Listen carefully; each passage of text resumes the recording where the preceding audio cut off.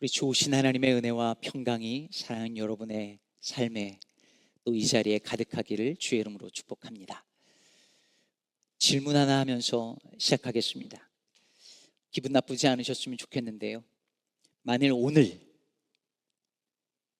여러분이 죽는다면, 그래서 이번 주 중에 여러분의 장례식이 열린다면 여러분은 어떤 사람으로 기억되고 싶으신가요? 오늘 제가 죽는다면 저는 어떤 목사로, 어떤 사람으로 여러분에게 기억될까요? 옛날에 스리랑 부부로 유명했던 그 개그우먼 김미화 씨 아시나요? 김미화 씨가 자기의 묘비명에 이렇게 적어달라고 했대잖아요. 웃기고 자빠졌네. 정말 촌철살인이죠. 웃기다가 자빠진 거예요. 그리고 누워 있어요. 그의 인생 전체를 가장 잘 묘사해주고 평가해주는 말 아닙니까? 웃기고 자빠졌네. 여러분의 인생에 대한 누군가의 평가는 어떠할까요? 오늘 본문에 등장하는 요시야에 대해서 역사가는 25절에서 이렇게 평가했습니다. 요시야와 같이 마음을 다하며 뜻을 다하며 힘을 다하여 모세의 모든 율법을 따라 여호와께로 돌이킨 왕은 요시야 전에도 없었고 후에도 그와 같은 자가 없었더라. 이스라엘에 수많은 왕이 있었습니다. 북이스라엘은 약 200년간 총 19명의 왕이 있었고, 남유다는 약 340년간 총 20명의 왕이 다스렸습니다. 그런데 이 왕들 중에서 이런 평가를 받은 왕은 이 요시야 왕 단 한 사람뿐이었습니다. 우리가 가끔 누군가의 장례식에 갑니다. 그래서 고인을 기억하고 고인에 대한 자신의 생각들, 경험들, 추억들을 나눕니다. 그런데 이런 이야기를 하는 분이 있어요. 정말 저런 사람 없었다고, 저런 장로님 내가 평생 본 적이 없다고, 정말 저렇게 믿음 좋고 선한 권사님 평생에 만나본 적이 없다고 그런 평가를 받는 분이 계세요. 어디 장례식에서만일까요? 우리의 삶의 자리에서 우리는 이런 말을 듣는 사람입니까?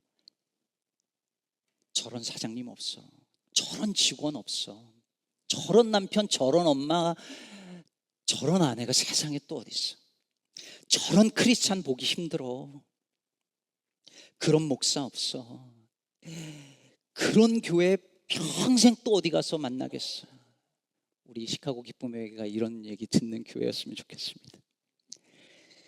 내 인생에 저렇게 좋은 사람, 정말 믿음의 사람 만난 적이 없어라는 그런 고백, 그런 평가, 그런 칭찬 받으며 살 수 있다면 우리의 인생이 얼마나 근사할까요? 사람의 평가를 넘어서서 우리 인생의 마지막에 섰을 때에 주님께서 우리를 향하여서 우리의 삶을 평가하실 때에 주님 뭐라고 말씀하실까요? 정말 너 같은 사람 없었다 하실 만할까요? 요시야 왕은 겨우 8살의 왕위에 올랐습니다. 그리고 31년을 다스렸어요. 비록 어렸지만 열왕기하 22장 2절에서 기록하는 것처럼 요시야는 여호와 보시기에 정직히 행하여 그의 조상 다윗의 모든 길로 행하고 좌우로 치우치지 않았습니다. 8살에 올라서 정말 말씀대로 살고 좌우로 치우치지 않고 정직하게 행하면서 나라를 다스린 거예요. 그런데 그러던 어느 날 요시야가 왕으로 섬긴 지 18째 되던 해에 요시야 왕이 사반이라는 이름의 서기관을 성전으로 보내서 대제사장 hilkiah에게 성전을 수리하라는 명령을 내립니다. 그런데 대제사장 이 hilkiah가 성전을 수리하다가 율법책을 발견한 거예요. 그리고 그것을 서기관 사반에게 전달하고 서기관 사반은 그 율법책을 받아가지고 왕에게 가져옵니다. 그리고 성전에 다녀온 결과를 보고하면서 이렇게 말하는 거예요. 제사장 hilkiah가 내게 책을 주더이다 을 대수롭지 않게 말하고 그 다음에 왕 앞에서 그 율법책을 읽습니다. 그런데 이 왕이 그 율법책을 사반이 읽는 것을 듣자마자 옷을 찢습니다. 옷을 찢었다는 것은 무엇을 의미합니까? 철저하게 하나님 앞에서 자복하고 통회하며 회개한 것이죠. 율법책을 읽어보니 자신과 온 나라가 말씀대로 행하지 않고 있었다는 것을 깨달았고, 그래서 결국 하나님의 진노가 클 수밖에 없다는 것을 알게 된 거죠. 그래서 옷을 찢는 거예요. 여러분, 놀랍지 않습니까? 뭐가 놀라운지 잘 모르시겠어요? 아까 우리도 성경 봉독했잖아요. 근데 아무도 옷을 찢지 않으시던데요. 아무도 마음을 찢는 것처럼 보이지 않던데요. 매주일 성경을 읽잖아요. 큐티도 하잖아요. 더군다나 그냥 읽는 게 아니라 저 같은 사람이 성경을 풀어서 설명도 해주잖아요. 그런데 정말 마음을 찢고 회개하는 사람 찾아보기가 어려워요. 근데 요시야는 그냥 앞에서 사반이 성경을 읽어주기만 했는데도 마음을 찢고 하나님 앞에서 통회하면서 자복합니다. 요시야가 회개한 게 놀라운 걸까요? 우리가 회개하지 않는 게 놀라운 걸까요? 감리교에 다녀보신 분들은 많이 들었던 이야기이겠지만 1738년 5월 24일 존 웨슬리가 런던의 올드스게이트 거리에 있는 모라비안 교도들의 모임에 갑니다. 일기에 보면 별로 내키지 않는 마음으로 갔는데 거기서 누군가가 루터의 로마서 서문을 읽는 것을 들을 때 갑자기 마음이 뜨거워졌고 그리스도께서 그를 죄와 죽음의 법에서 구원하셨다는 확신을 얻게 됩니다.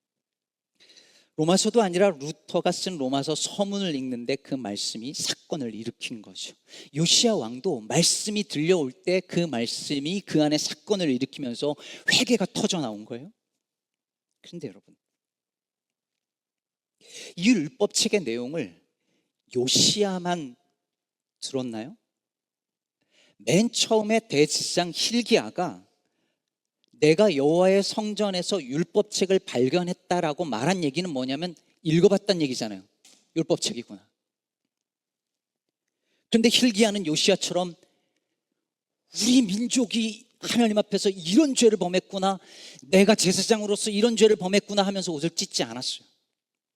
사반이 요시야 왕 앞에서 읽었잖아요. 정작 읽은 사람은 사반이었어요. 근데 사반은 요시야처럼 마음을 찢지 않고 옷을 찢지 않았습니다. 왜 그랬을까요? hil기야와 사반은 왜 회개하지 않았을까요? 회개할 것이 없었기 때문이었을까요? 말씀대로 정말 살았기 때문이었을까요?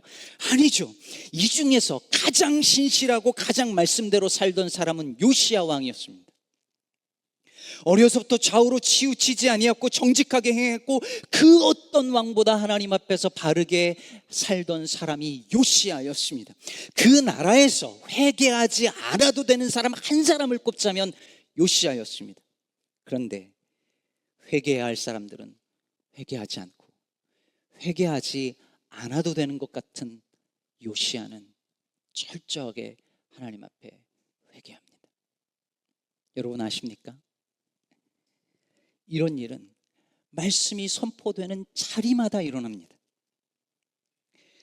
믿음의 가치를 생애의 가장 중요한 것으로 여기자고 설교하면 정말 믿음이 필요한 사람은 꿈쩍도 안 합니다.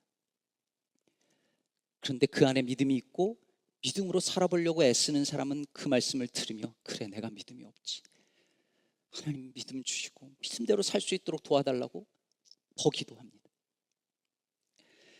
제가 헌금 설교나 아니면 뭐 봉사 열심히 좀 하시라고 이런 설교를 잘 못하는 이유가 있어요. 왜 못하냐면 헌금 이런 얘기 하잖아요. 그러면 원래 안 하던 사람은 끝까지 안 해요. 근데 정말 어려운 중에서도 해보려는 사람은 또 그 말씀 듣고 그래, 더 해야지 하고 또 그분들이 해요. 저는 그분들은 안 하셨으면 좋겠는 분도 있어요. 심지어 저분들은 헌금을 받아야 될 분들인데, 교회 봉사 얘기하잖아요. 그러면 원래 안 하던 사람은 안 해요. 근데 원래 하던 사람 내가 조금 더 해야지 그래요. 이상하잖아요. 반대로 돼야 되지 않아요? 기도하자고 말씀 전하면 원래 안 하던 사람은 절대 안 해요. 그러나 하는 사람은 그래, 내가 기도해야지 라고 생각해요. 엄청난 아이러니 아닌가요? C.S. 루이스가 이 아이러니를 깊이 관찰해서 저 유명한 책 Mere Christianity, 순전한 기독교에서 이렇게 썼어요. 잘 들어보세요. 사실 회개는 선한 사람이 할 수 있는 일입니다. 바로 여기에 함정이 있습니다. 정작 회개가 필요한 사람은 악한 사람인데 완전한 회개는 선한 사람만 할 수 있으니 말입니다. 여러분이 악해질수록 회개의 필요성은 점점 커지고 회개할 수 있는 능력은 점점 적어집니다. 완전하게 회개할 수 있는 유일한 사람은 완전한 인간, 회개할 필요가 없는 인간뿐입니다. 놀라운 역설이잖아요. 사람이 악해지면 악해질수록 회개해야 될 이유와 필요성은 점점 늘어나는데 악해질수록 회개할 수 있는 능력은 점점 사라져요. 반대로 믿음대로 정말 살면 살수록 회개할 필요성은 점점 사라지는 게 맞는데 놀랍게도 그러면 그럴수록 더 깊은 회개로 나아가요. 근데 여러분, 이게 이상할 것도 없고 불평할 것도 없어요. 이것이 하나님의 나라의 원리입니다. 예수께서 달란트 비유 말씀하시면서 뭐라고 하셨습니까? 한 달란트 받고 땅에 두었던 종에게 악하고 게으른 종이라고 책망하시며 그 한 달란트를 빼앗아서 10달란트 가진 자에게 주라고 말씀하시면서 덧붙여 말씀하시기를 무릇 있는 자는 받아 풍족하게 되고 없는 자는 그 있는 것까지 빼앗기리라 하십니다. 우리 마음에는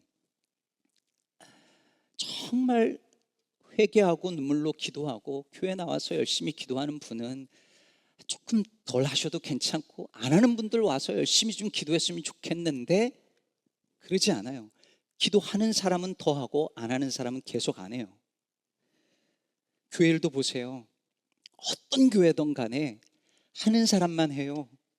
이 사람이 이만큼의 일을 하는 걸 조금씩만 나눠서 같이 하면 이 사람이 번아웃 되지 않고 충분히 기쁨으로 할 수 있어요. 진짜 그래요. 근데 그런 일은 교회에서 거의 잘 안 일어나요. 언제나 하는 사람만 하고 언제나 하지 않는 사람은 안 해요. 그런데 그럴 수밖에 없어요. 회개할 것 없는 사람은 그 선한 마음으로 계속 회개하고 회개해야 할 사람은 그 악한 마음으로 회개를 못해요. 결국 있는 자는 더 풍족하게 되고 없는 자는 있는 것까지 빼앗기게 돼요. 그런 분들을 보거든요. 저분이 믿음만 없었으면 저렇게까지 힘들게 살지 않아도 돼요. 저렇게까지 고심하고 저렇게까지 아파하지 않아도 돼요. 믿음만 없었으면. 집사로서, 셀 리더로서, 교회 재직으로서 정말 내게 맡겨주신 사람들 잘 섬기려고 정말 몸부림치는 그런 분들이 있어요. 누구는 안 해도 그렇게 해보려고 애쓰는 사람이 있어요. 저분에게 믿음이 없었으면 저렇게까지 안 해도 되고 저렇게 힘들지 않아도 돼요. 근데 여러분, 그게 그분이 은혜 받았다는 증거예요.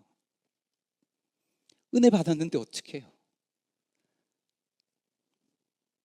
믿음으로 살려고 하는데도 더 회개하는 마음이 생긴다면 은혜 받았다는 뜻이에요. 말씀대로 사는 일이 너무 힘들어서 그냥 좀 타협하고 싶은데 그럴 수 없어서 버티고 있는 분은 그 안에 은혜가 있는 거예요. 잘 보세요. 남유다를 통틀어서 가장 회개할 것이 없었던 사람이었던 요시야가 가장 아프게 회개합니다. 그 모습을 하나님 보세요. 그리고 여선지자 훌다를 통해서 22장 20절에서 이렇게 말씀하십니다. 그러므로 보라, 내가 너로 너의 조상들에게 돌아가서 평안히 묘실로 들어가게 하리니 내가 이곳에 내리는 모든 재앙을 내 눈이 보지 못하리라.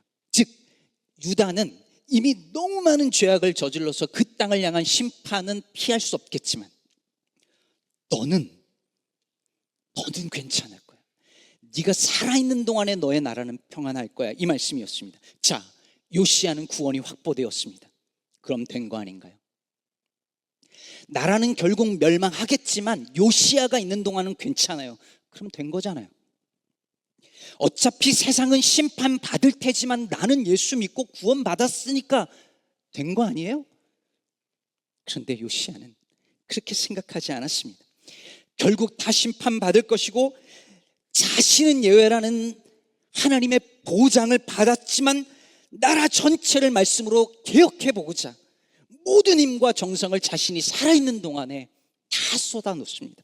온 나라 백성들을 다 불러 모아서 남녀노소를 막론하고 율법의 말씀을 읽어주고 이 말씀대로 살자 촉구하고 그 다음에 언약을 갱신합니다. 오늘 본문 21절에서 보는 것처럼 모든 백성에게 명령하여 이르되 이 언약책에 기록된 대로 너희의 하나님 여호와를 위하여 유월절을 지키라. 지금까지 유월절을 제대로 아무도 지키지 않은 거예요. 게다가 24절에 유다 땅과 예루살렘에 보이는 신접한 자와 점쟁이와 드라빔과 우상과 모든 가증한 것들을 다 제거해 버립니다. 여러분 생각해 보세요. 나라가 망해도 자기가 통치하는 시기에는 괜찮다면 개혁을 할 때 하더라도 어느 정도만 해도 훌륭한 왕이 될 수 있는 거 아니에요? 그쯤만 하고 생색내고 끝낼 수도 있잖아요. 나 크리스찬인데 요 정도까지만 하면 욕먹지 않을 정도로 괜찮고, 내가 집사고 장로고 목사인데 딱 요 정도 하면 그래도 했다 이렇게 하고 멈출 수도 있잖아요. 요시야가 어차피 자기가 사는 동안에 일어날 일도 아니고 자기 때문에 일어날 일도 아니면 그 정도 했으면 충분해요. 그런데 요시야는 더 철저하게, 더 치밀하게 개혁합니다. 마지못해 한 것이 아니라 마음을 다해야 합니다. 할 만큼 하는 것이 아니라 할 수 있는 것 이상을 합니다. 무슨 유익이 돌아오기 때문이 아니라 그것이 옳기 때문에 합니다. 이 사람은 그렇게 안 해도 되는 사람, 놀랍잖아요. 해야 되는 사람은 안 하고 정말 안 해도 되는 사람은 더 합니다. 이게 하나님 나라 원리인가 봐요. 사랑하는 여러분, 오늘도 하나님은 이 시대에 요시야와 같은 그 한 사람을 찾고 계십니다. 우리는 세상을 향해 회개하라고 외쳐요. 저 악한 사람들, 저 못된 사람들, 하나님께서 심판하실 사람들, 욕을 하고 회개하라고 하고 분노합니다. 그러나 여러분, 그들은 안타깝게도 회개하지 않습니다. 광화문 광장에 200만 명 그리스도인들이 모여가지고 회개하라고 아무리 촉구해도 저들은 회개하지 않을 겁니다. 아니, 회개하지 못합니다. 회개해야 될 사람은 그들이 아니라 우리입니다. 교회입니다. 회개할 것 없다고 여기는 우리가 가장 회개할 수 있는 사람이고 해야 하는 사람들입니다. 교회가 쇠락해 가는 게 눈에 보이는데 그래도 나 때는 이렇게 예배당에 나와서 예배 드릴 수 있으니 괜찮다고 태평하게 여기는 우리가 회개해야 됩니다. 우리 자녀 세대들은 이렇게 예배할 수 없을 수 있는 것을 우리가 알면서도 아무것도 안 하고 있는 우리가 회개해야 합니다. 기후재앙 때문에 지구가 어떻게 되어가는 것이 너무 뻔하게 보이는데도 우리가 살고 있는, 내가 목숨이 붙어있는 내가 살고 있는 동안에는 괜찮다라고 여기기 때문에 아무것도 하지 아니하는 우리가 회개해야 하는 것입니다. 어쩌면 여러분들 중에는, 어쩌면 우리들 중에는 가정도 특별한 문제 없고 직장생활에 큰 문제 없고 가족 중에 누구 죽을 병 걸린 사람이 없어서 정말 하나님 앞에 목숨 걸고 매어 달려 기도할 이유가 없는 그런 대로 평탄한 분들 계실 거예요. 그러나 요시야를 보십시오. 그는 가장 회개할 필요가 없는 사람이었음에도 불구하고 가장 철저하게 회개했고 가장 하나님 말씀 앞에서 순종적인 사람이었음에도 불구하고 하나님 앞에 더 순종하고자 몸부림쳤고, 나는 구원이 확보되었으나 온 백성의 구원을 위해서 자신이 할 수 있는 모든 것을 했습니다. 그런 왕이 없었습니다. 하나님, 오늘도 이런 한 사람을 찾고 있습니다. 나는 괜찮아도, 나는 잘못이 없어도 안 괜찮은 누군가 한 사람을 위하여 아파하는 그 사람. 나는 신분상 영주권자고 시민권자고 체류 신분상에 아무 문제가 없어도 난민들을 위하여, 소리미 비자들을 위하여 같이 아파하는 그 사람. 나는 건강해도 건강하지 않은 누군가를 위하여 기도하는 그 한 사람. 나는 이미 은혜 받고 구원받았다고 말하지만 아직 그 구원에서 멀어 보이는 그 누군가를 위하여 눈물로 기도하는 그 한 사람을 하나님이 찾고 계십니다. 예수님을 생각해 보십시오.